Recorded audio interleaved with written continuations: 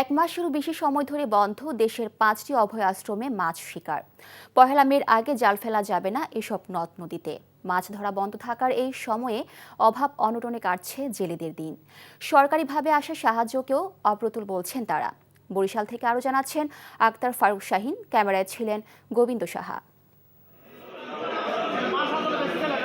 বরিশাল সহ দক্ষিণ উপকূলের 7 জেলায় রয়েছে মাছের 5টি অভয় আশ্রম। বছরের মার্চ ও এপ্রিল মাসে এসব অভয় আশ্রমে বন্ধ থাকে মাছ শিকার।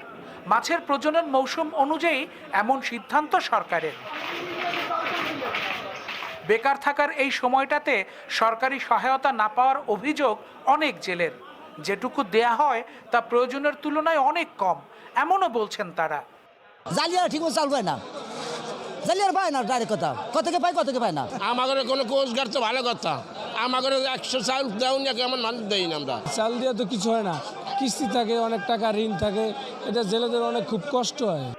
জেলেদের ভাগ্যে যৎসামান্য জুটলেও কিছুই পান না মৎস্য ব্যবসার সাথে জড়িত আড়তদার সহ অন্যান্য শ্রমিকরা, যে কারণে তাদের কাছে অভাবের চরম বার্তা নিয়ে আসে মাছ না ধরার এই 60 দিন।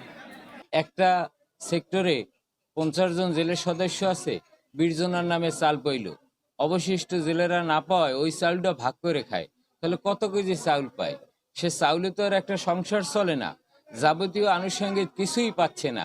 এই জেলেরা কিভাবে জীবনযাপন করবে এবং দিন কাটাবে ছেলে মেয়ে নিয়ে? জেলেদের এসব অভিযোগ অবশ্য মানতে নারাজ মৎস্য বিভাগ। অনেক কিছুই করা হয় জেলেদের জন্য, এই দাবি তাদের। এই সকল জেলেদের ভিজিএফ এর পাশাপাশি আমরা তাদেরকে বকনা বাছুর দিচ্ছি, তাদেরকে প্রশিক্ষণ দিচ্ছি, তাদেরকে বিভিন্ন কাজে আমরা বিকল্প কাজের মানে নিয়োগ করার চেষ্টা করছি। মাছ ধরা বন্ধ থাকার এই সময়ে দুবেলা দুমুঠো খাবারের ব্যবস্থা করুক সরকার, এমনই চাওয়া নদীর পাড়ের হাজার হাজার জেলের। Akter Faruk Shahin, NTV news, Barishal. বান্ডেল থাকলে প্রতি সেনমানিতে টাকা বাঁচবে। বিকাশ সেনমানি বান্ডেল কিনে জিতুন প্রতি লেনদেনে।